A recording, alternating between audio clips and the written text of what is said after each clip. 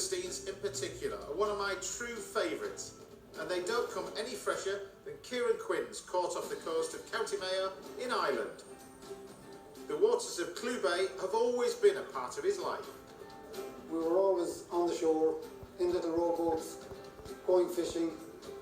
My father was a boat builder one time, so we're always repairing boats, painting boats.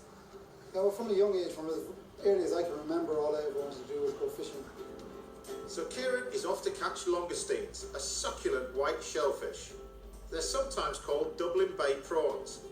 Even though they do look like a giant prawn, they're more closely related to a slightly more exclusive sort of seafood. Langoustine has a similar texture to lobster, but the flavour is stronger. It's more distinct and quite sweet. Kieran is on his way out to collect his catch from fishing pots called creels. Creels are a steel frame with a net over the outside of it. We bait the creels with herring and set them on the ground. So the creels are very light. They sit on the seabed, they don't dig in, they're not dragged across the seabed. So when we haul them back, there's very little disturbance of the seabed. Along with the fishermen who depend on Clew Bay for their living, there are seals and seabirds too. Kieran's low-impact style of fishing means they all continue to benefit from these rich waters.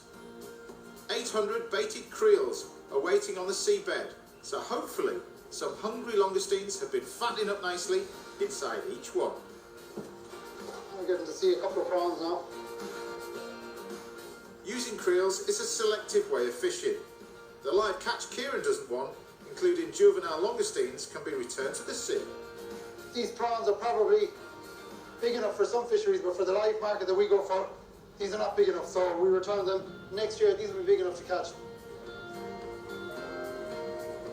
You need to keep your prawns in these trays, or that's what we call them, tubes. They fight a lot. Left in a large tub together, these feisty langoustines would simply rip each other apart, something that must be avoided at all costs. Because they're alive when they arrive in the restaurant owner can charge top dollar for them, and as a result we get top dollar for our product. The biggest market for our product is in France and Spain, unfortunately. When you see prawns in supermarkets for me for $5.99 for a packet of peeled prawns, whereas the prawns that we have here in the likes of Spain may be €100 a kilo. At that price, it's no wonder langoustines are considered an expensive delicacy. But thankfully, local customers can enjoy them too.